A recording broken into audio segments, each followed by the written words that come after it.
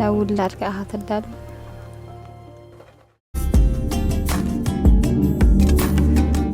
Good morning from Albuquerque, New Mexico to all my audience, and welcome to a very exciting show for a fascinating culture in what we now know as Ethiopia.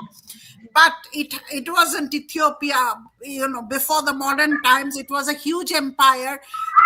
And good afternoon, good evening in Africa, India, wherever you are located, especially for my fellow countrymen in India. Remember, Ethiopia and India, they go back 5,000 years. The Kush Empire, the Aksum and everything. So we have a DNA bonding and other cultures. So we have two very interesting Ethiopia. I'm very lucky that they agreed to be on my show. I'm going to introduce them because we don't have a lot of time. So let the name of the first one, I'm correctly, Atsbha Gebreslassie. He's a lecturer in the Department of History and Culture Studies at Adigrat University, Tigray region, which is the cultural center, the ancient cultural center, and a PhD candidate at Mekelle University, Tigray, Ethiopia. And then we have another guest. We are very lucky. We have two. His name is Afeworki Zeru. I hope I'm pronouncing it correctly. Educational background, BA in history from Debre Birhan University in 2010, MA from Mekelle University in history, both historians, 2014 graduate batch, and PhD candidate in Mekelle University, lecturer in Aksum University. The word Aksum is very important. It's an ancient one. Their culture is like ours, very ancient. From 2015 to 2019, lecture at Adigrat University, 2019. So I will proceed to the questions because, we don't have a lot of time. And I'll share the questions with the audience so that they also have the questions in front of them. All right, question one, please. Please help us, our audience, especially in India, to understand the difference between what in modern times we know as Ethiopia, the Kush Empire, the Abyssinia. Do they geographically overlap or modern Ethiopia is different? Okay, let me start, Professor. Please. Okay, thank you so much for having me. I am Atsbha Gebreslassie. So thank you so much for your invitation. So I think let me start. Your question is really interesting. The terms or the points, Ethiopia, Kush, and Abyssinia, there are a lot of historical overlappings. They overlap historically. So let me start from the term Ethiopia. So Ethiopia is a much broader term. The word Ethiopia is a much broader term, which is easier since antiquity. From very, very ancient time. So this word, Ethiopia, is first used by the Greece. It is Ethiopic word. Right, yeah. So, yeah, Ethiopic. So the Greece, when they call Ethiopic, it's not exactly only to the present-day Ethiopia. Right. So the Greece, under the Greece, the word Ethiopic is the area, not only the present-day modern Ethiopia, the area south of Egypt, Sub-Saharan Africa, what is modern day Sub-Saharan Africa, south of Sahara, expanding as far as South Africa, even as far as Nyasaland, Malawi. Huge. They call it Ethiopia, Ethiopic. Right. So the Greece, when they see the population, they found it burned face, black population. So they call it Ethiopic, burned face. So when the Greeks call this area Ethiopia, is not exactly to the present-day Ethiopia. It's very much larger territory, expanding as far as even Nyasaland, Malawi, as far as the Indian Ocean, as far as the Atlantic Ocean.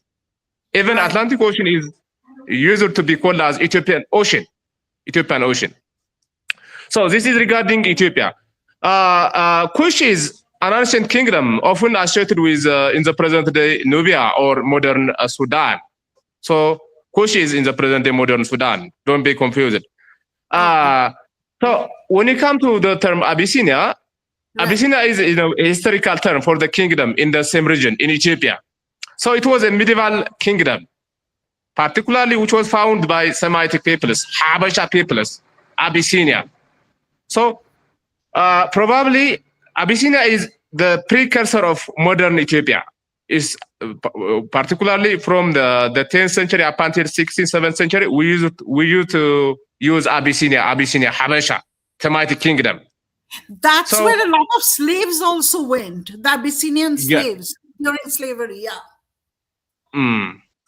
So there are, of course, historical overlappings geographically.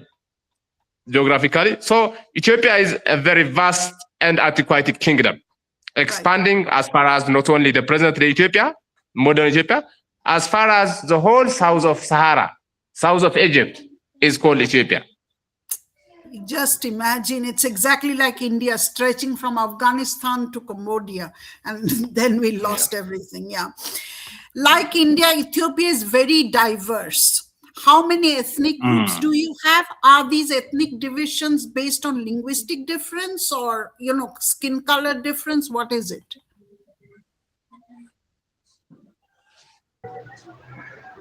Shall I continue with question number 1, Professor, or let me proceed to?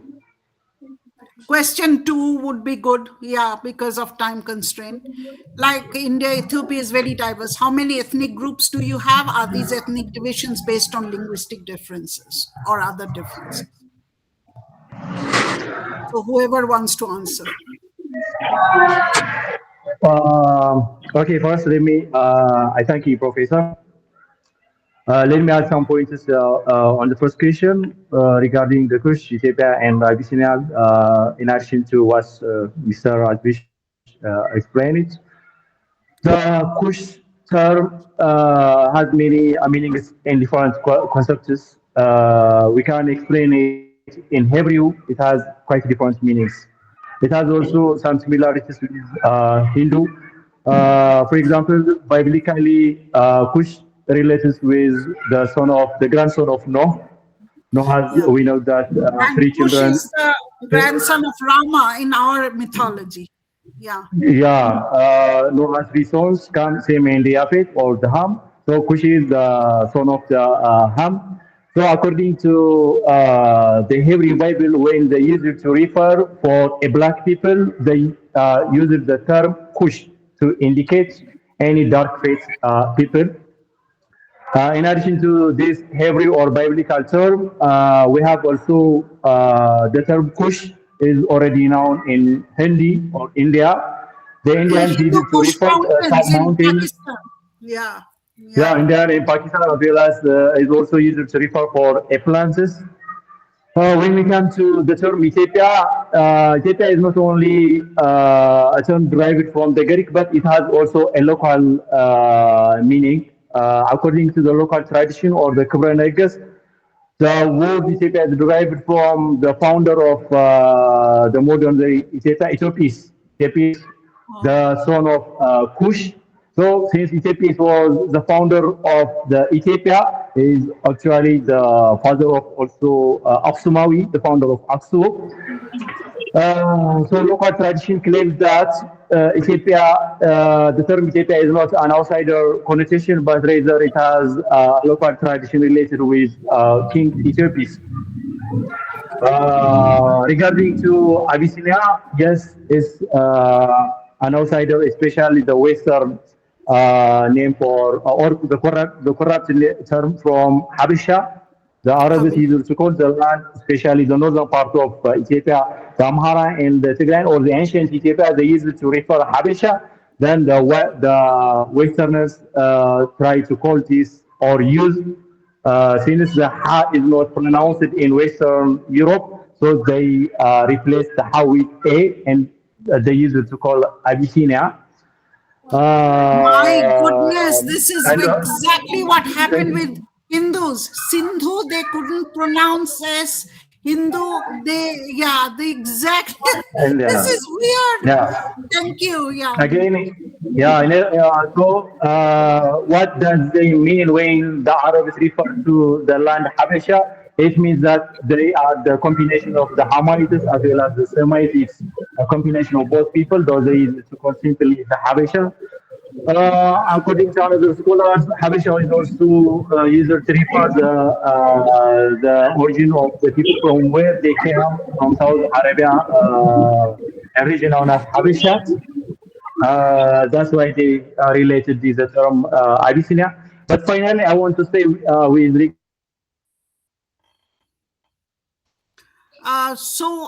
Can we go to the second one because of time constraint?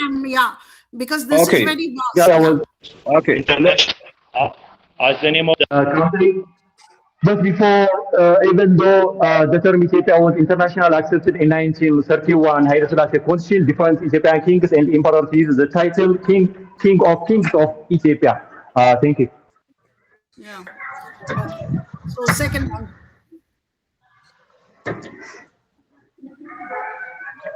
So, Professor. Yeah. Second one. Ethiopia. How many ethnic groups do you have, etc.? Yeah. Ethiopia is a diverse country. Right. Ethiopia is home to more than 85 nations, nationalities, and peoples. Each nation or each people have its own culture, its own civilization, its own history, and its own language. Exactly. So there are more than 85 peoples and states in Ethiopia, which are diversified, which have their own culture.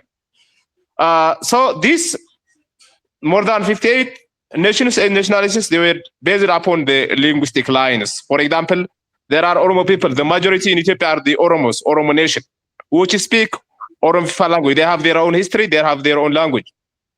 The second is the Amhara, and they speak Amharic language.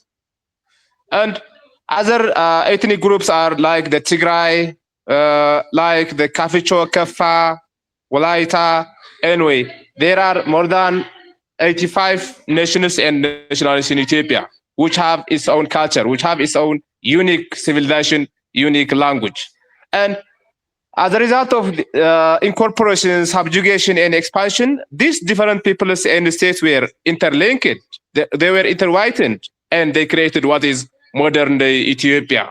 Right. And we will come to the formation of modern-day Ethiopia. Anyway, the point I'm making here is Ethiopia is home to more than 85 nations, nationalities, and peoples. Right. So what is the national language? We use Amharic. Amharic language is a working language, not national language. Anyway, the working language of the federal government. Okay. It is the lingua franca. Lingua franca. Yeah. Yeah. Because like we have Hindi as the lingua franca, but my mother tongue is Bengali, which is different. Then in South India, we have different languages. So one has to have a lingua franca if you have to have a nation. Otherwise, what is the constitution written in?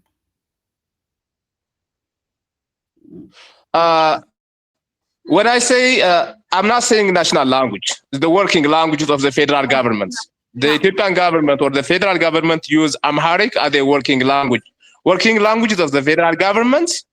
Right. In government issues, we use Amharic.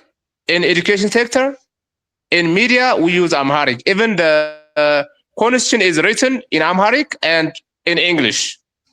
Exactly like ours. Yeah. Thank you. Yeah. I'll let Zeru speak. Yeah. Do you want to speak on this, or shall we go to 3? If you want to, you can speak on this. Let's go this to the next one. Okay. And now this is a sensitive question and it will take a long time. So I want a brief answer for this because we have time constraint. How is the past responsible for the present ethnic conflict in Tigray? And very briefly, because I know this is very complex, so one can't, finish it in one day, one session. What is the past? How is the past responsible? Okay, thank you.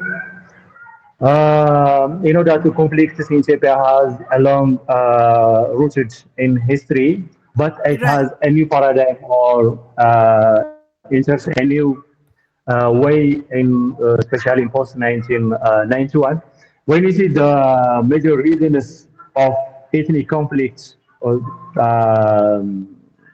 in the ancient or in the past one, it was mainly a conflict between the regional rulers. There was no, we cannot say that there was ethnic conflict, but the conflict was mainly dominated by regional rulers and rivals among nobles and rulers in order to won a political and economic privileges. So how they were solving these problems always through assimilation. Assimilation mainly, the conquered people was trying to assimilate with the conqueror, both in religion as well as in language.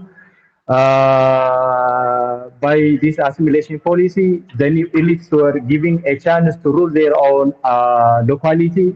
Thereby, they were easily assimilated, and point of resistance was highly decreased.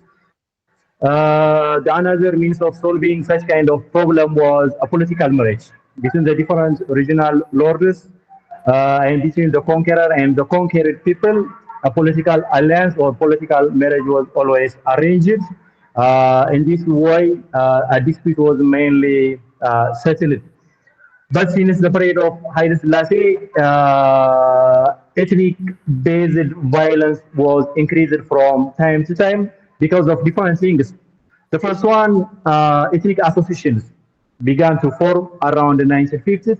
So this ethnic association, for example, the Mecha Association in Oromo, that struggles for the welfare of the Oromo, as well as the armed struggles for the OLF, Oromo Liberation Front. Another important point that arose the ethnic rivalry and awareness was socialism ideology, especially in the 19. Right. The TLF, the liberation, the Tigray liberation, they were based on socialism, right? Their ideology. Highly in the minds of most of the students. So the students of Addis Ababa University and others, they raise questions of ethnicity, questions of identity, and again, after the collapse of Emperor Haile Selassie during the Derg regime, there was no a place for ethnic question. Everything was based towards the socialism ideology. Paradox in the 1991, the Federal Constitution guarantees the right of nation and nationalities up to secession, But in contrast to this, the Federal Constitution has created some problems or ethnic conflicts. This was mainly manifested in universities. Universities, especially in the very recent one, they remain the center of ethnic violences unsettled border issues between the Oromo and between the Somali, between different regions, there was a Eritrea border is also conflict. bordering Eritrea. The nation of Eritrea is also bordering Ethiopia, right? Yeah. So the border between Oromo and Somali, or again today, there is a differentiation between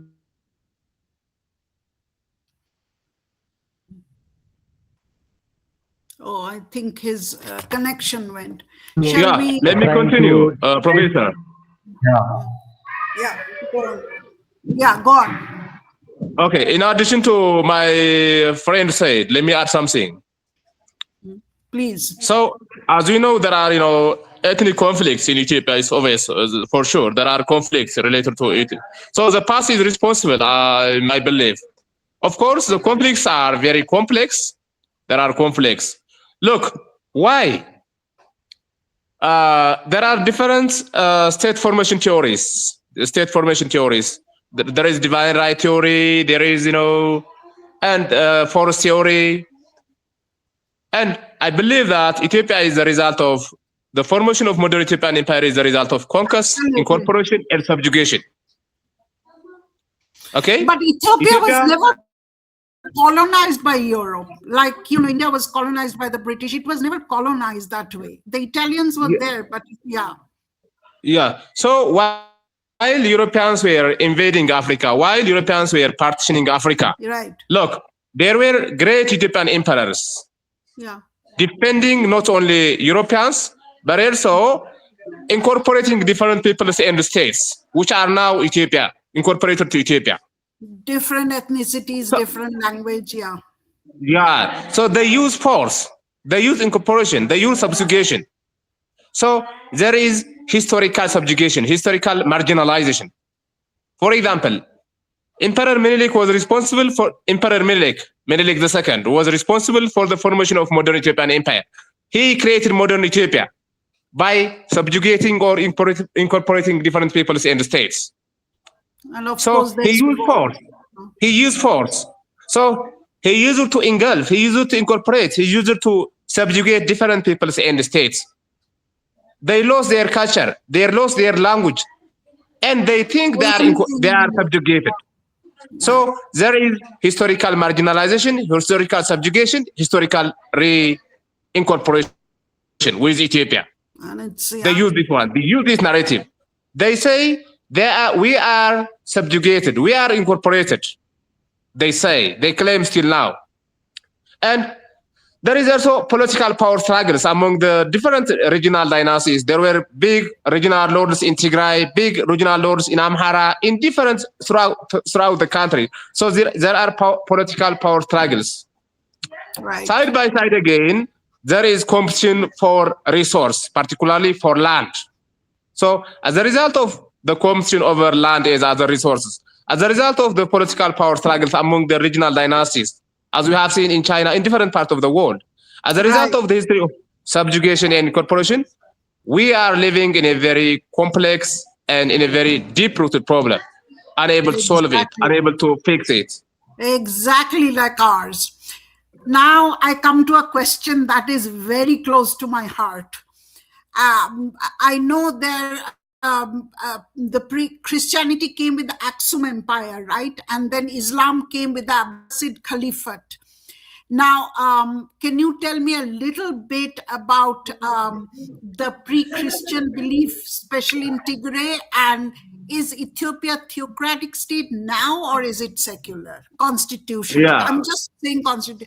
Can you tell me a little bit about the pre-Christian? Because Christianity, if I understand, came with the Aksum Empire, and then the Islam came. But pre-Christian, yeah.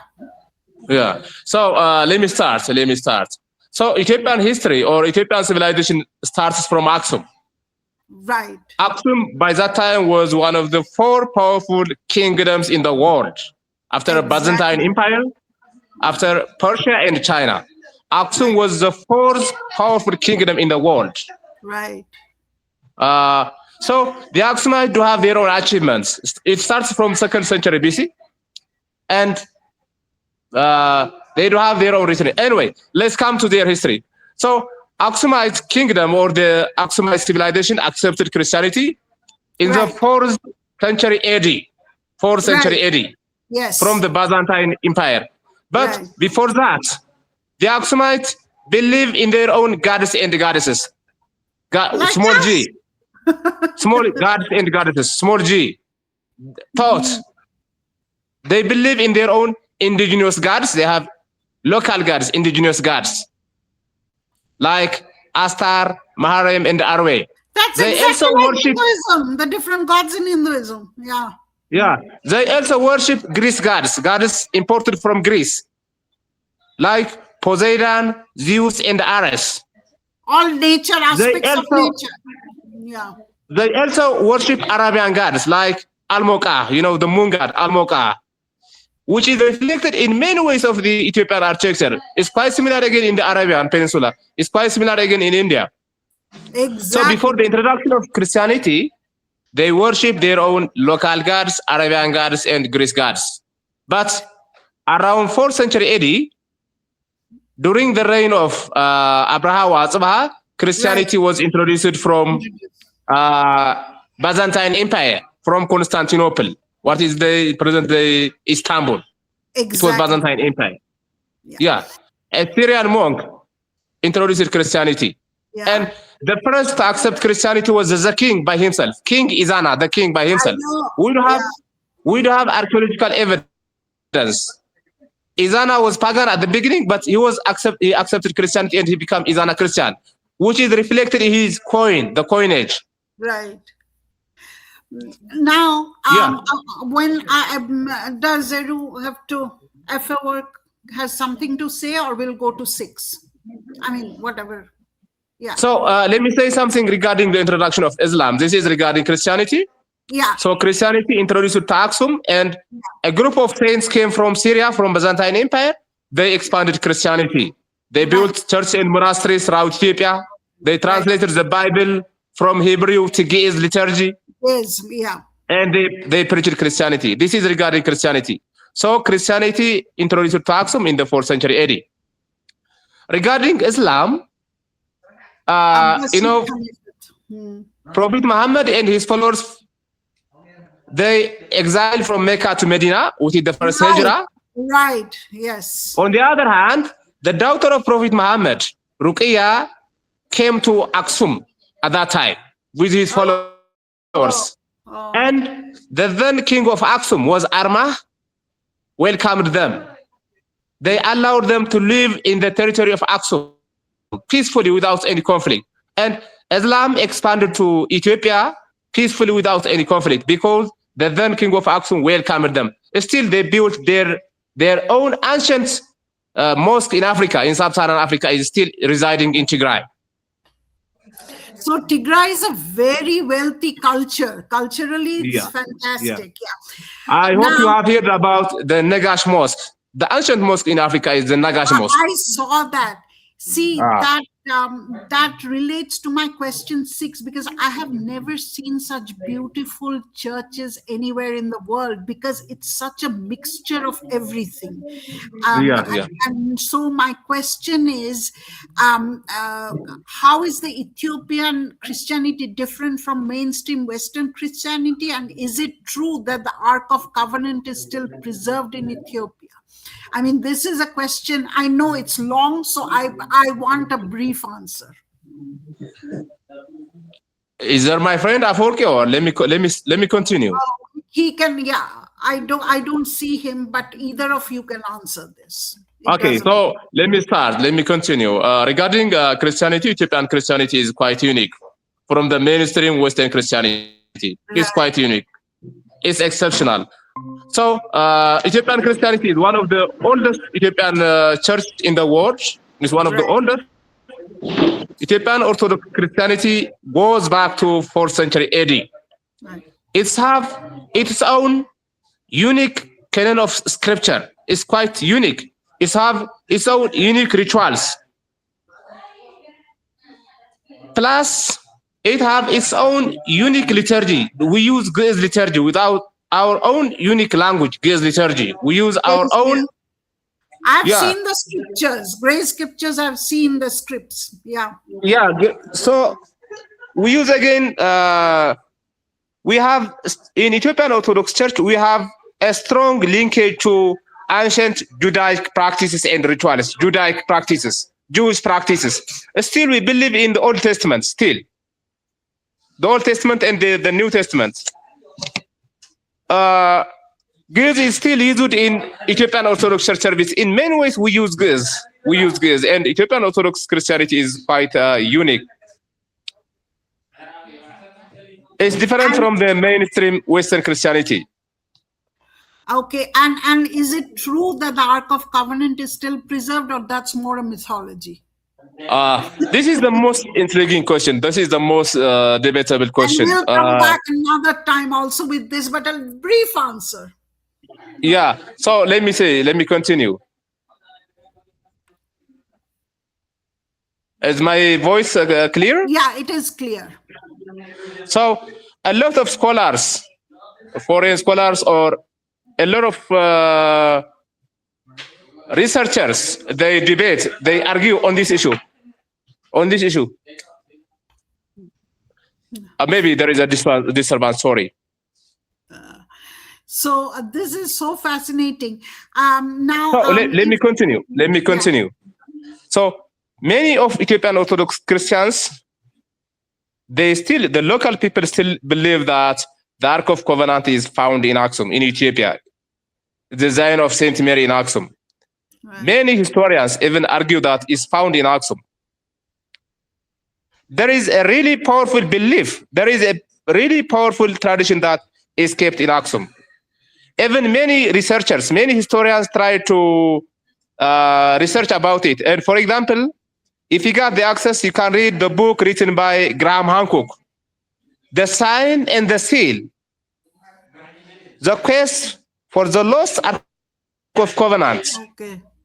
He researched for about 11 years, finding where is Ark of Covenant found. And in his conclusion, he concluded that the Ark of Covenant is found in Aksum. And Ethiopians, they believe, they 100%, they 100% certainly believe that it's found in Aksum, in the Zion of Saint Mary in Aksum. But first, let me start what is Ark of Covenant. The Ark of Covenant is a sacred chest described in the Hebrew Bible. Right, the Old Testament. Yeah, in the Old Testament. It contains the stone tablets or the 10 Commandments. The 10 Commandments given to Moses. Given to Moses. It was carried out by the Israelites during the Exodus from Egypt. Right. In the Bible, it's treated as incredibly holy object. Right.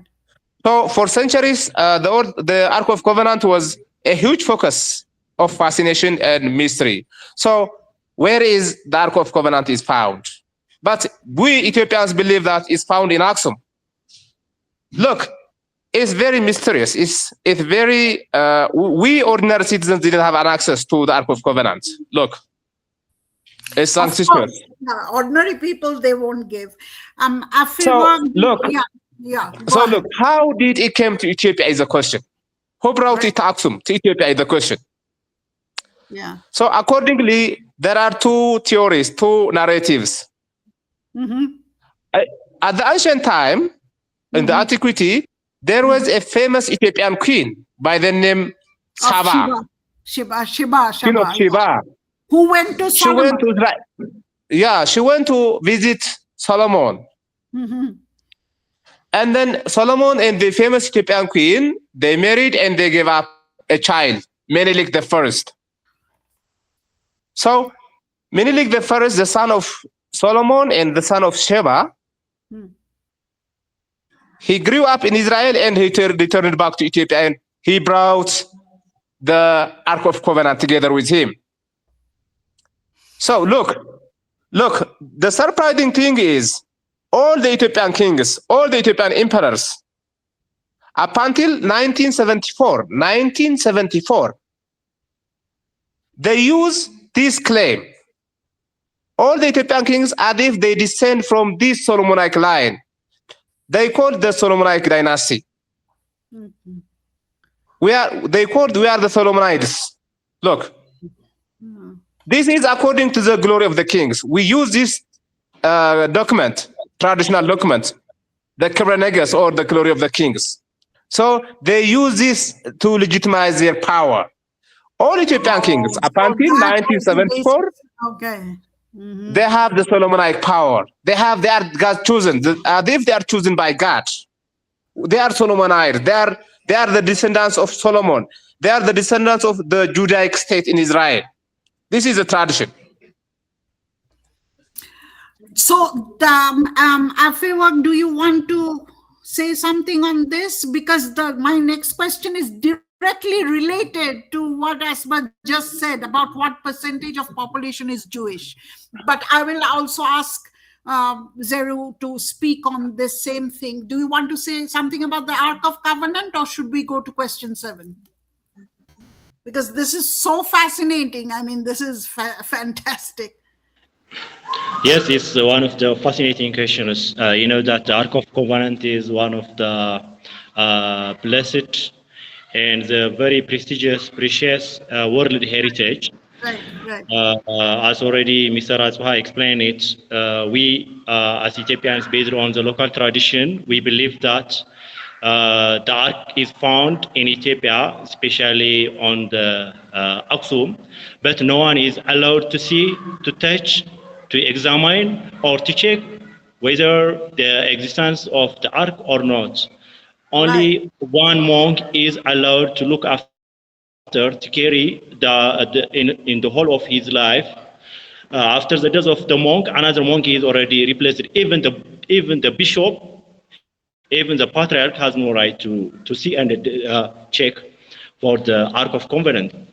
You raise a question: what is the significance of the Ark of Covenant? The presence of the Ark of Covenant for the Ethiopians, it has a lot of significance psychologically, morally, spiritually. It has a lot of significance. For example, spiritually, the Ethiopians or those of Christians, they believe that they are the direct descendants of the chosen people, the chosen people of God. Yes, spiritually, and we consider that Ethiopia a blessed country thanks to the existence of the Ark of Covenant.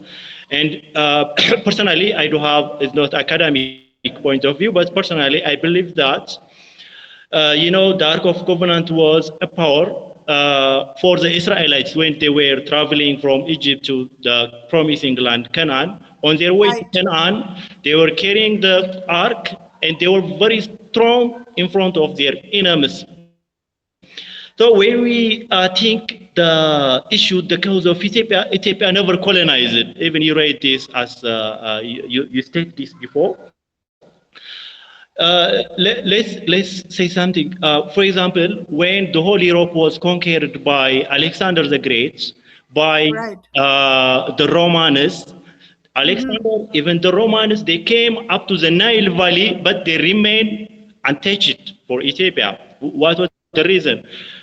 Even when the Arabic force was conquering the whole world, including Indians, they were already establishing the Delhi Sultanate, but they refrained from conquering Ethiopia. What was the reason behind? And you know that the issue of colonialism. The British left peacefully in 1850 when they came to Abyssinia in order to release the prisoners. Immediately they left the country. What's the reason behind? And Professor, what's happening at the Battle of Adwa? So all those things could not be a sudden what's happening in Ethiopia, but they may have a mysterious reason behind. This may force us to think on the power existence of the Ark of Covenant. Yeah. So it's a cultural sacred thing. That leads me to questions. I'm going to combine these questions because our time is not great. What percentage of the population's Jewish?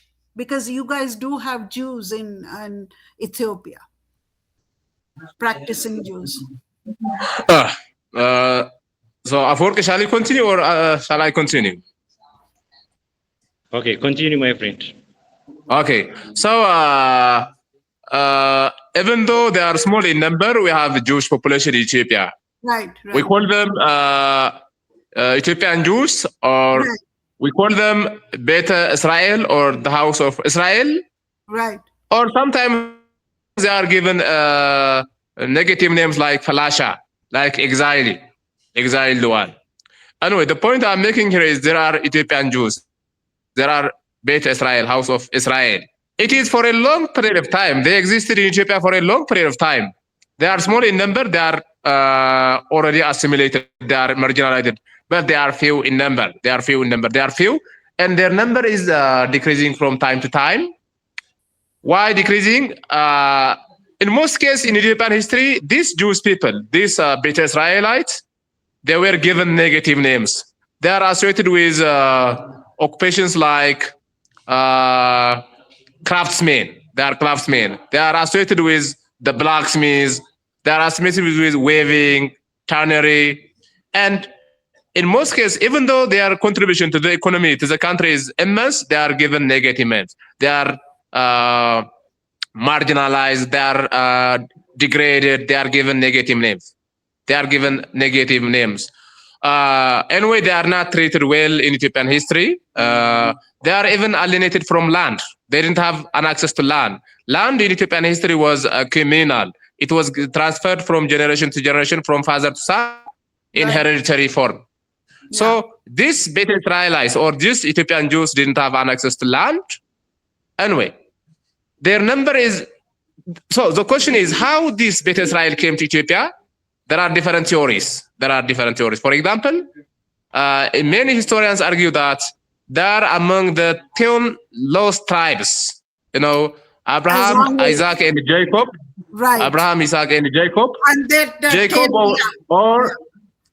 Jacob or Israel do have 12 sons, and the 10 are lost. The 10 are lost.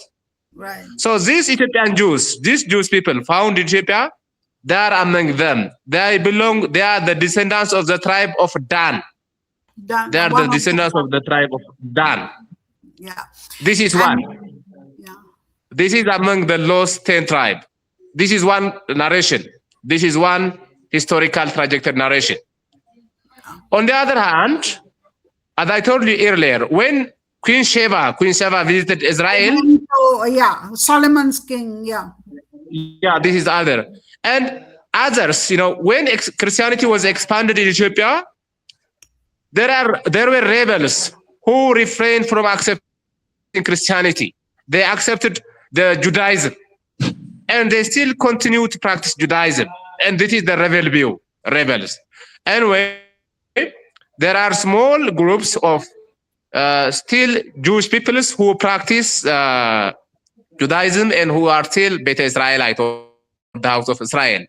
But the most surprising thing is most Ethiopian Jews were traveled back to Israel in 1980s. There were Operation Solomon, Operation Moses, and Operation Yahweh or Joshua, aimed at returning back Jewish people to their homeland, to Israel.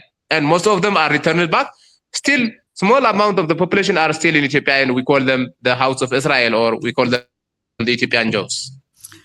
That's a very fascinating history. Now, two questions side by side. Are there still people practicing the ancient pagan religion? Are they still existent? And then the second question is more sensitive. Either of you can answer. What percentage is Muslim, and are there Christian-Muslim conflicts? So either of you can answer. Two questions. Are there still people practicing your ancient religion, pagan religion with the gods and goddesses? They still exist? Question one. Question two. What is the percentage of Muslims there, and are there conflicts between Christians and Muslims? So let me continue. As I told you earlier, Ethiopia is a diverse country. Yeah. Each ethnic group or each population have its own unique civilization, unique culture, unique religion. So in most cases, most Ethiopians, there are Christians. More than 6-7% of Ethiopian population is Christian. Yes. When I say Christian, I may say Orthodox Christianity, Catholicism, Protestantism. Yeah. Well, more than 30% are 30% are Muslims, and there are still people who believe in their own indigenous religion.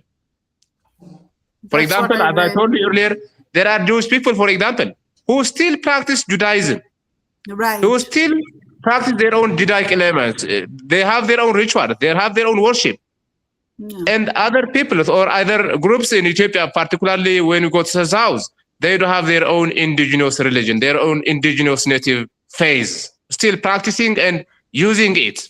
They strictly follow their own indigenous religion. For example, 2.6%, they believe in their own indigenous religion.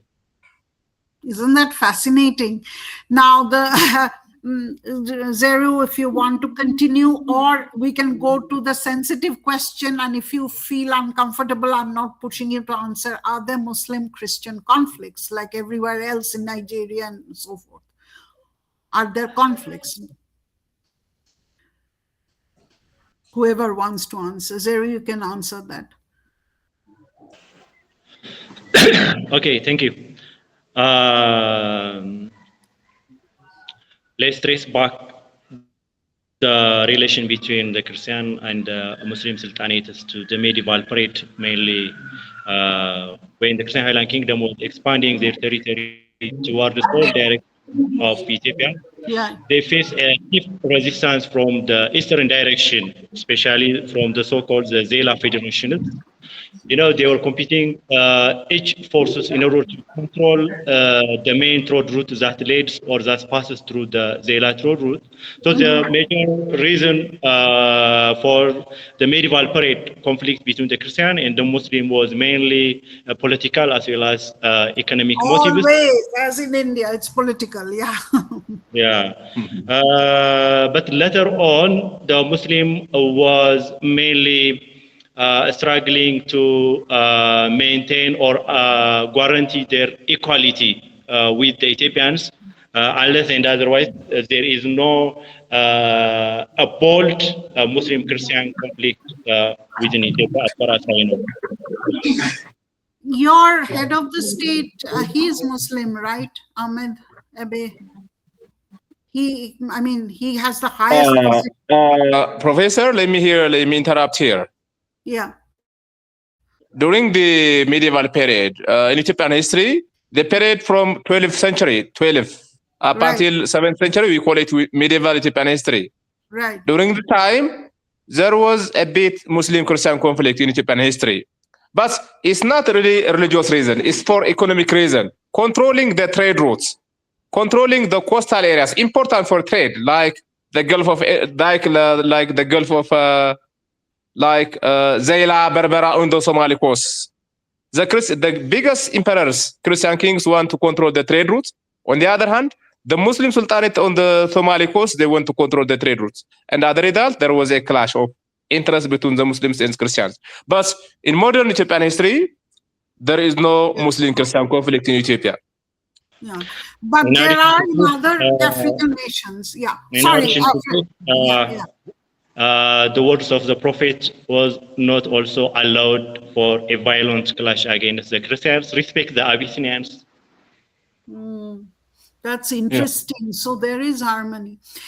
Now, from both of you, this is my most favorite question. It directly relates to us, and I'm sure the audience, Indian audience, will be really hooked to this. And we have to go through other sessions because this is so deep. One session is not enough. We'll do all of that later. But very briefly, tell us about the place Rama. Which part of Tigris is it located? Tigris is a province, is a state in Ethiopia in the north, but where is Rama? What is the significance of this place? How did it get a name from our God? Yeah. So maybe let me say something. So as a historian, when I see the ancient Egyptian, when I see the Indians, I saw a close similarity with Ethiopians in culture, in dressing, in food, in everything. Yeah, yeah. Their buildings, the architecture, their clothing style, the food style is quite similar. And I used to question why. This is the question. Why is such a similarity? In every aspect of Egyptian, Indian culture and Ethiopian culture, I saw similarities. And so maybe there are two things. As I told you, ancient Ethiopian civilization, or ancient Ethiopia was a very vast territory. Right. Expanding as far as Mediterranean, as far as South Africa, as far as even as far as India. Yeah, Kush Empire, the Hindu Kush. Yeah, Kush Empire, yeah. Yeah. This is one. So the similarity, the resemblance in culture may emanate from this one. Second, this connection between the Horn of Africa, when I say the Horn of Africa region, the ancient Ethiopian state, Ethiopia, Eritrea, Somalia, Djibouti, we call it the Horn of Africa. So we saw similarity between the Horn of Africa and Indian subcontinent. And maybe one is the trade connection, the trade routes between Indian Ocean and the Red Sea. Exactly. This may emanate in similarity in art, in architecture, in linguistic names, and words like this one.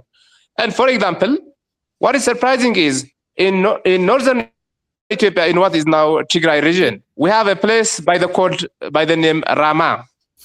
And similarly, the word Rama is famous in India too. He's So, the god, I mean the avatar. Yeah. Yeah. So maybe these similarities, these cross-cultural connections may emanate from the long history of the cross-cultural exchange between the two regions, Indian subcontinent and the Horn of Africa. And this is reflected in the interactions, the shared cultural elements, the symbolic elements between Ethiopia and between India. And this is manifested or reflected in many ways in their living culture, in the food, in the architecture, in every aspect of society. I see similarities and resemblance. For example, of course, we are living in a globalization, a very global world, in a very uniform world. But the way Indian women dress, the way Indian women clothing is quite similar with ours. Yeah. It's quite similar with ours. You can observe it clearly. Yeah. And also samosa has a corresponding in Ethiopia, sabusa or something. It looks very much like our samosa with the, filling of potato inside. Yeah. I saw that. Yeah. Yes, too. So Zebu, do you want to say something on Rama? Where in Tigray is it located? Is it in the center of Tigray, this place, or northern Tigray? The place Rama is one district. Is found in the northern part of Tigray. It's a border between Tigray and Eritrea. In the border between Tigray and Eritrea, there is a river named as River Marab River. So the Rama is found in this river, in the border between Tigray and Eritrea. Do Tigray people, ethnic people, also live in Eritrea? I mean, is it a cross-border ethnicity? I think it's better to talk about the issue of Tigray and Eritrea another time. It's very. I totally understand, because it's exactly in India the same thing. Let me say something about this one. Yeah, rubbish. They are created by the Europeans. These are rubbish nations. The legacy of the colonialism is still the problem here in Ethiopia. And we all have suffered. Yes. So, Afeworki Zeru, I can't even pronounce your name. Do you want to say something about the last question on Rama, on Tigray, a little bit, and then we'll call it, because we have to have another session. This is too much, too interesting. Okay, thank you, Professor. This question takes us how the ancient Ethiopian and Indian relation was least studied, least known. But when we look some major points, we found some fascinating, interesting points that link both ancient Ethiopia and India. For example, as Atsbha mentioned, there is a close relationship historically, culturally, aspects. The trade route. Yes, it's easy to find the Ethiopians remains in the Indian, as well as we have so many elements that may link or highly interrelated with the Indians. Later on history, even some of my friends when we were teenagers, I like today, my hair was full, and they used to call me Ajay.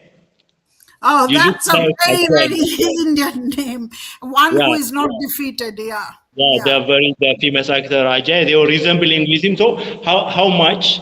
Even Atsbha mentioned that the dressing style looks like typically. I remember that before some years, typically it was the Indian. When it comes to Rama, even according to tradition, we know that the area was already under the governorship of Indians. Maybe the Lord of Rama was in control of the area. Then the Agazians drove out or conquered or defeated for Rama, the Lord of Indians. So I tried to ask what's the meaning and historical trace or root of the Rama, but no one tell me the exact meaning. So it needs further research. Even the Yeha, the the architectural style needs. It has a lot to do Very with similar. Indian. Even the Giz, the script writing of the Giz has a lot to do with the Indian. Sanskrit. Yeah. So we can find some many names in Tigray and in Ethiopia that may found in India. So your question give us an assignment for further research, Absolutely. for further study on the ancient roots that link Ethiopia and India. Thank you. Thank you. Thank you, both of you. Before we quit, I want to mention something to my fellow Indians. See, Africans look very different from each other. It's a racial stereotype. All Africans are the same. They don't look like an African from further south down, say further down Congo and the heart. Africans are very different from one another. Their skin color is like ours, and then there are darker people down south and near the tropics. So we are so brainwashed with the colonial history. Everyone's African. No, people are very different. They look different. The skin colors are different. Someone from the Congo Basin and further south, they don't look like Ethiopians. There are so many differences. So does an Indian from the north and the south, they look same? No. From the east, they are different, more Chinese features. And like the question about the ethnicity of the Tigrayan being in Eritrea, these nations' borders are all artificial. We will have these two bright, fantastic students of history and teachers. They're also teachers. Again, thank you all. And especially thanks to Atsbha and Afeworki for your for being here despite your busy schedule. We'll have you again. Namaste to everyone and see you next time. Bye-bye. Thank you so much, Professor. Namaste. Thank you. Namaste to you soon.